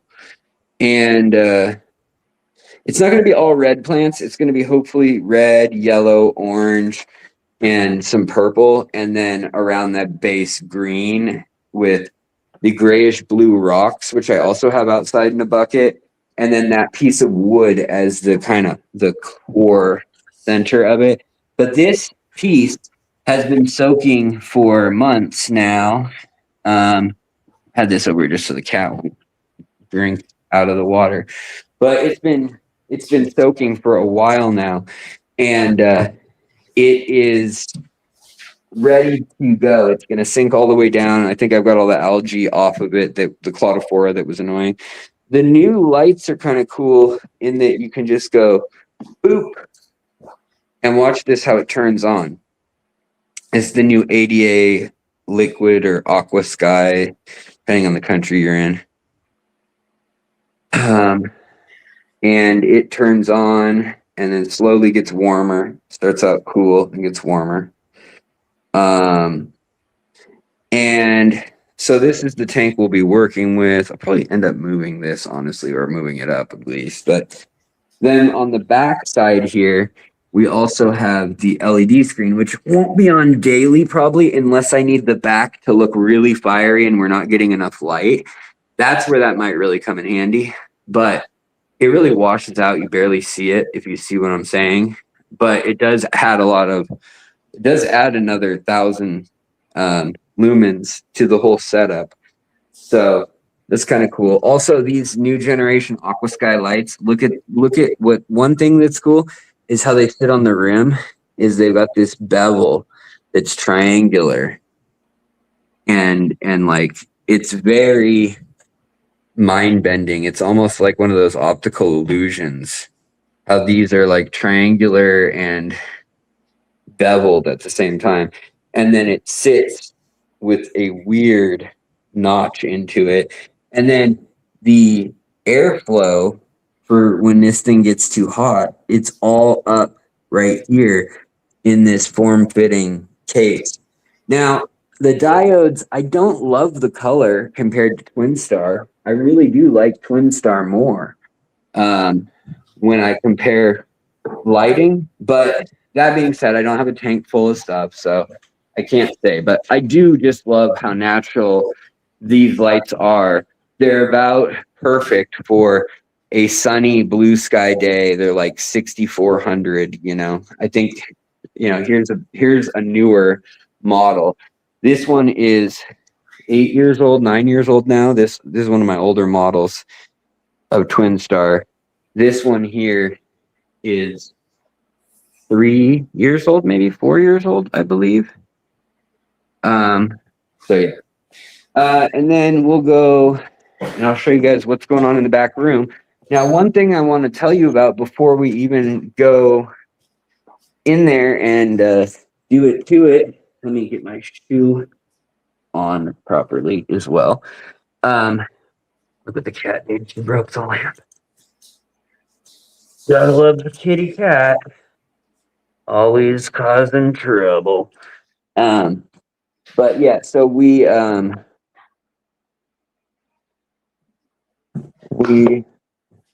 in this room, still kind of the junk room. It still needs a lot of help, but we're down a lot of tanks now. So basically, this tank has one meteor minnow in it. This tank has some leaf killifish in it that can be put with the rest of the leaf killifish. This one has some of the smallest rice fish species in the world They've never had babies for me, even though they're rice fish, and you'd think that would be like a piece of cake, but no, they don't.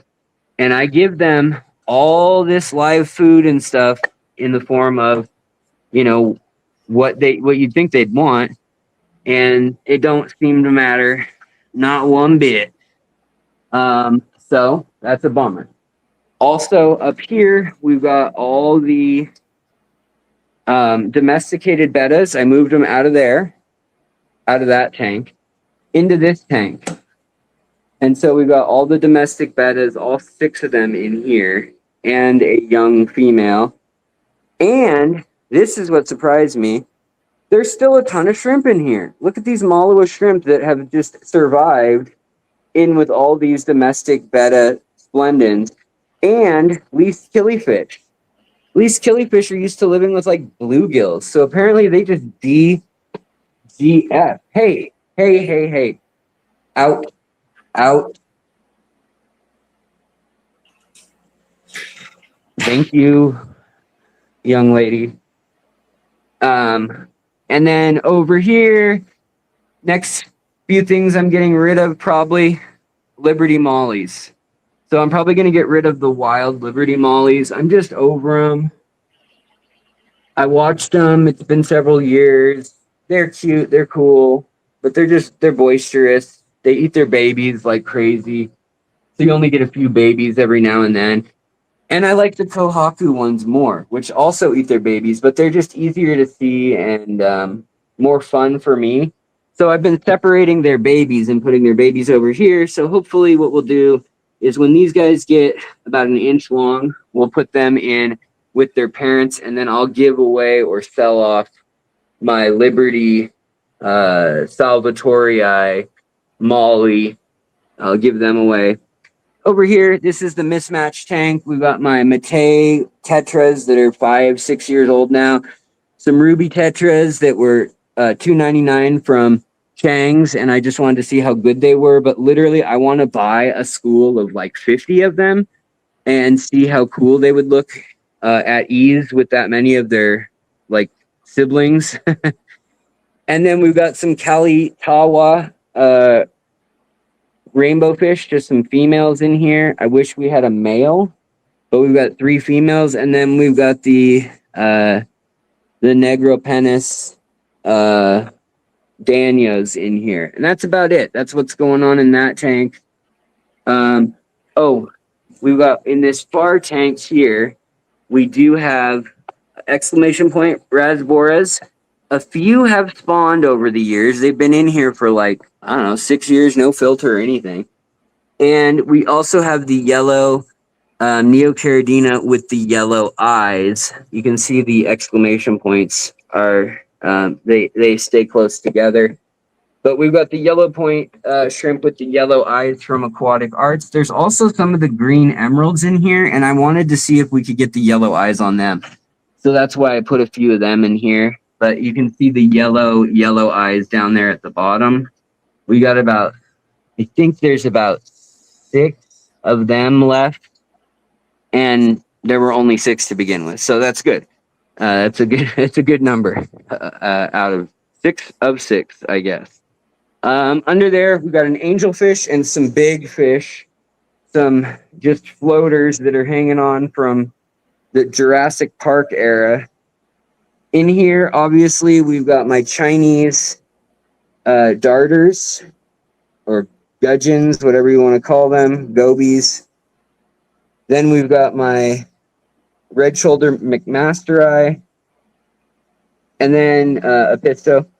And then here are, there's 2 female Pseudomygil Pascae. They're not really Pascae, I was just joking. They're Luminatus, Pseudomygil Luminatus, swimming around. Also, we've got the Skull Creek Sahulensis. They're another great angel or a great rainbow fish that you don't see in the hobby a ton. And then 1 Madagascar rainbow fish left out of all the ones I've ever had in here, which was, I think, 3. But we've got the scarlet Mandarin gobies doing their thing. Then, so those tanks are doing that. Nothing there. Nothing. Other than there are. Let me see if I've got. Did I bring my flashlight? I had a flashlight in my pocket at one point. Do I still? Because I was gonna show you guys. So there's all that there is in these tanks right here. Is there's scuds in this one. There are scuds and isopods in this one. There's a different kind of cold water scud in this one, and then just isopods in this one. And just the isopod one, look at this. It's just, if you can make that out, I'll clean it all up and maybe do a video on it. But look at the substrate. It is perfectly made up of burrows for the isopods. And they don't have anything to eat anymore. They've eaten themselves out of house and home. And duckweed, I just fill it with duckweed the best that I can and hope for the best. But that's what they seem to eat, is the duckweed now. Because like here, you can see that black layer. It's black. It's anoxic probably, where that silt has fallen. Whereas here, look at this tank. This is the one with the isopods and scuds. They've got that whole layer yet again, that gray layer of silt that has tunnels in it for the isopods. Come back over here where there's no isopods, no layering. There were shrimp in here, and there's a bunch of scuds in here still. That was my red scud project tank. And I still feed these guys all from the scud tanks and stuff from time to time. We got the female sitting in a cave. I don't know, does she have any eggs or anything? I mean, these two have never gotten with the program, so I assume, why would they start now? Probably are not. And then we've got the, I just moved a tank from here. And then we obviously got my big old bruiser, maculata betta. There's the female. The male's hiding off somewhere. And then there's some Tenixies minnows in here too. The male is hiding, but his mouth is very full. And I'm also wondering if he possibly may have fry, because they are mouth brooders. And I've never seen him hide like this. He's always right here, ready to party, ready to come out. So then the last few tanks that I've got going on, we've got this one. I just don't have the light plugged in right now. But this is the little Goodyead tank. And like I said, some of their genetics are kind of wonky. Some of them have this crook in their tail. And I don't mind it, but I don't want to pass it on. So what I was going to do was take them out. But instead, I took out all the parents. Then we got black chin live bears in here. Then we've also got Malawa shrimp.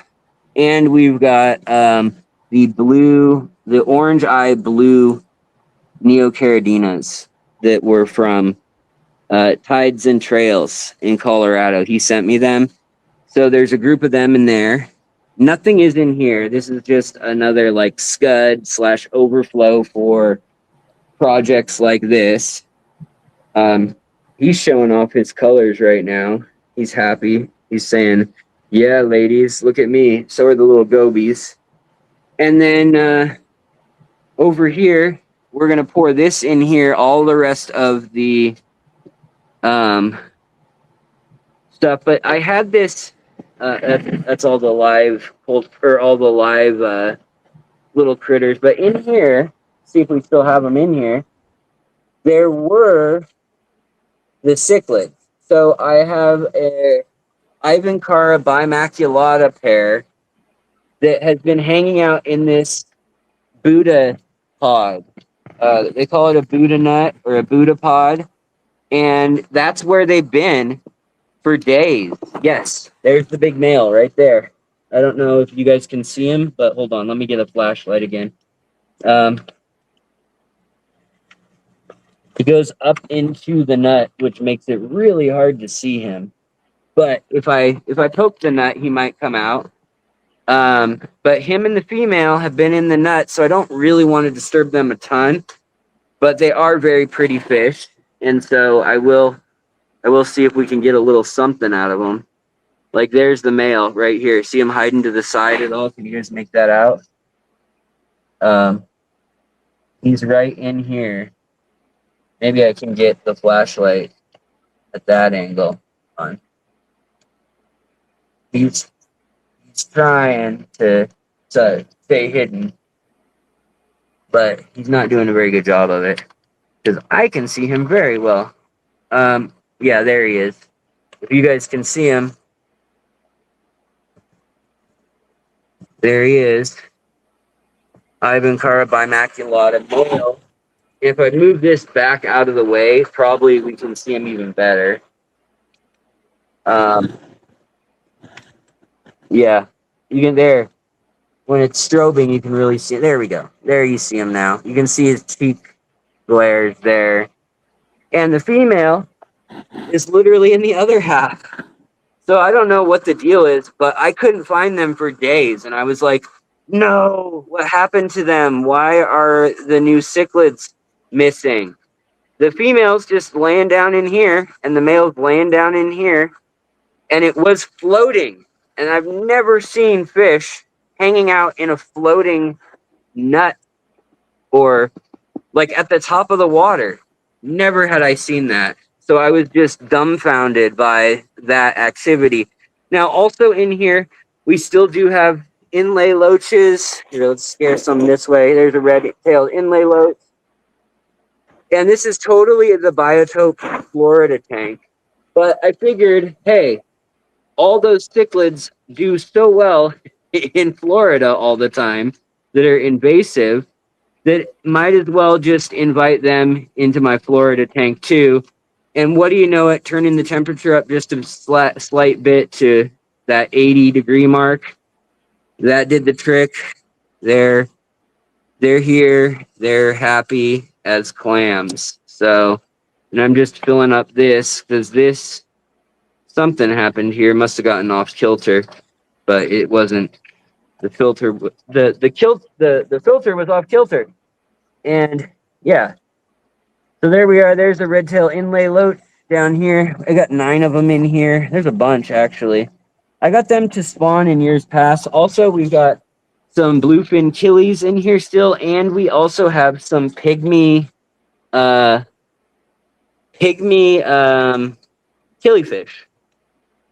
which are like a yellow surface level fish. So yeah, things. Oh, there's the big old male. See, I think there might be a chance that this one's holding fry with the size of that mouth and jaw. See that? Look at the size of this, like 5-inch long male. I mean, it's longer than my entire finger is. Very cool to see a betta getting that big. But they have never had babies, and I'm hoping, this week or something might be the time. But everything is going to get condensed down in here probably to kind of over here and then going up again. But we need to get the drywall sheetrock fixed. And everything will get condensed, like I said. We'll probably get rid of this tank here. Maybe even that one. We'll swap with the other one. And that one will be gone. So now we're down to less than 10 tanks in here. Here's some more little Pseudomagil luminatus babies that I bred. I got the other ones from Aquatic Arts, but they're doing good. There's 7 or 8 in here. And there's also the Corey 217s in there. And then all the stuff that they sent me from that ADA stuff is in here and in here. And then Aquatic Arts sent me botanicals and pods, and we use that. The glass bubble counters, the big saltwater light that they sent as a freshwater light, the CO2 tank. I mean, there's so much gear in here. Plus all of our, there's all of our extra clothes and just, it's become a storage room. And the boxes from the unboxing, because they wanted me to show the boxes again, because they're proud of the way they store their stuff. And then there's this big old 60 tall which has the filter in it. It has all the receipts and yada yada. Anyways, that's the big mess, and that's the like this is the absolute max amount of time that I can stand. Plus, that room for me is just extremely hot, so I get extremely sweaty in there, and that's all she wrote for me. I can go about 45 minutes, half hour in there max, and I'm going to be cleaning that as we start the aquascape for the big project. So now you see we went from 32 or 3 tanks and we're down to 10 with 2 more on the way out. Last cool little doodad we got for Christmas. I got some new headphones for streaming, and the cat loves it. I got pictures of her, but the cat got a little backpack that we can take her around town in, and hopefully she will be a good little girl, which I know she won't because she never is. All right. Okay. So then we're going to end this. Remove that stream, pop this stream back on. Hello. Okay, guys. So I wanted to just say goodbye from this screen. And very, very hot. That feeling when you leave a comment in a live chat and you realize you were 2 minutes behind so nobody knows what you're talking about. Yeah, I know that feeling all too well. All too well. Sorry.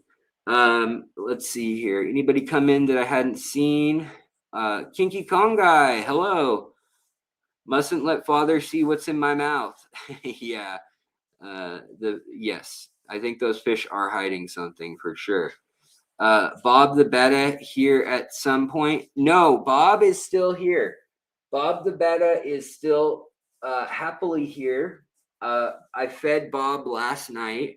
He's in the big tank, definitely. Mostly listening. Kent AJDK listening. He's semi asleep. Well, you go fully asleep, man. You've earned it, buddy, brother, pal. But you guys, I'm gonna get out of here. I'm gonna get going back to my wife. Probably watch a little movie. Do something like that. Mick M is showing up, and Spaghetti Nona is showing up. Man, we got people coming in that I know and love. Thank you, Sketty. I do appreciate the kind words. All the same to all of y'all. And L Fish Tanks 29 is where you're headed.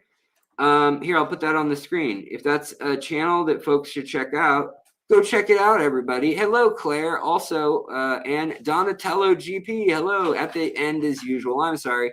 Carson Fram, also. Good to see you guys. We went a full 2 hours tonight. We were just crazy. We're just going wild. And Debs, hello. But that being said, I can only do that so often. So I will do it as often as I can, but I can never promise, when that is. And tonight was one of those times, and I had a blast, and I thank you all. Let me know what you want to see in 2026. We got an outline if you go to my community tab and then posts on, it's actually on Facebook as well as the Facebook group, as well as the YouTube posts community section. You can go there and you can read the 14 episodes I plan on doing, plus the one we already did. So that's 15. I don't know why my hands are getting cut off, but okay. That's 15 episodes about high-tech aquascaping, plants in CO2, what high-end products are out there as far as like why would you even buy any of that stuff, like what do you need it for, and what is the price to entry versus the high-end, the stuff you see in aquascaping competitions. The ironic part is that they use that, like the lily pipes that are blown glass and the swirly bubble counters and all that hand blown glass stuff that's hundreds and hundreds of dollars. and quartz, or, you know, Swarovski, you know, just crazy different things that are out there.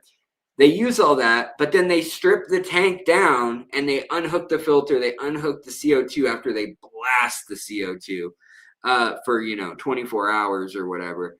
And then they get everything away from it so that the tank looks like there's, oh, no, none of this was part of how I took care of my tank. And so I do want to point out in the aquascaping segments we do, that there is the aquascape of being happy, being at home, having a slice of nature, or having a diorama, or just peak botanical performance and fish in synergy in your house, and having that life and light and energy. And then there's the difference between that and actually creating a scene for one moment from one specific angle that is perfectly balanced, and you take 1,000 shots, and when all your fish are swimming the right way because you spooked them with like an air horn from one side of the tank to the other and a feather duster, and you got the lights just right and the reflections just right. Maybe you got a CD case that you're like one of those old jewel cases that you're just trying to get like a little lens flare on the tank. There are so many tricks like that that go on, and that is another thing that fascinates me, and I think it's fun to cover, so we'll talk a little bit about that.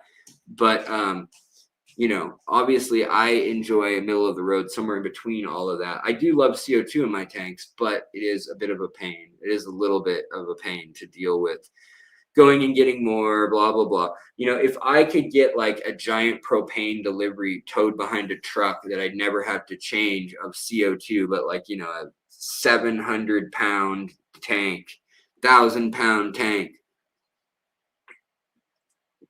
and I could just have like a bubble a second in all my tanks over 20 gallons, that would last me forever, and that would be great. That'd be amazing. I would do it. But as it is now, it requires more electrical plugs, more either diffusers, tanks, the line, the check valves, the, you know, the counter of how much CO2 is in the water, all that kind of stuff. But it does give you beautiful plants. And I do also want to try to show you some things where we'll take a plant that's in these aquariums pictured behind me, and we'll take some and put it into a high CO2, brand new, high fertilizer, high lights ADA system.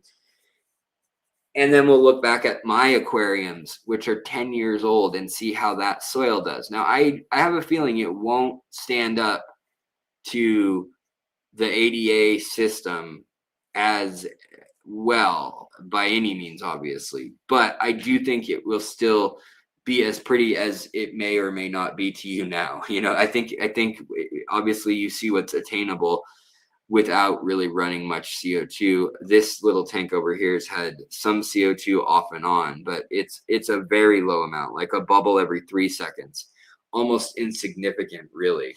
But anyways, guys, I'm going to get out of here. I appreciate you all so very much. Thank you for our new members to the community, super chatters. If you guys want to give money at the end of the year, we do have also the Green Earth Alliance. Ivan McColgy will be speaking at the AGA conference coming up again, and Ivan and I met each other in real life for the first time, even though we started our nonprofit, the Green Earth Alliance, for micro funding of grants and donations to developing world ichthyology preservation or research, and utilizing both our skill set and our media, so pictures we've taken, research we've done, making that open source and continuing to help digitize that work all around the Latin America and South and Central America right now. But he will be there speaking at the AGA in Sacramento, and he'll be talking about his new book and stuff. So I am hoping I can get there with my foot and all that stuff, because it was a blast last time, and very cool people down there. So anyways, you guys, I'm going to get out of here, and I hope you all have a lovely evening and a wonderful New Year's Eve.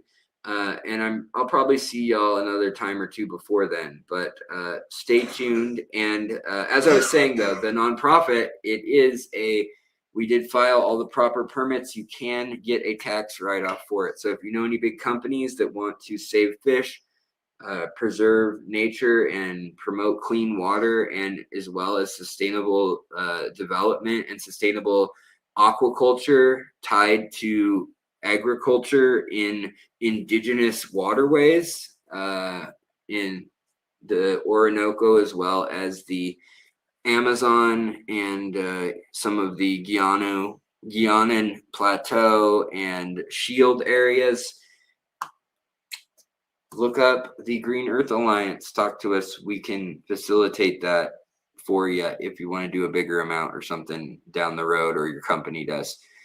All right, you guys, have a wonderful evening. I hope Santa brought you all the coal. Remember, coal is not that different from activated charcoal, which is just liquid carbon. And that's totally BS. Don't listen to me, please. But I just wanted to say that. It just sounded so good.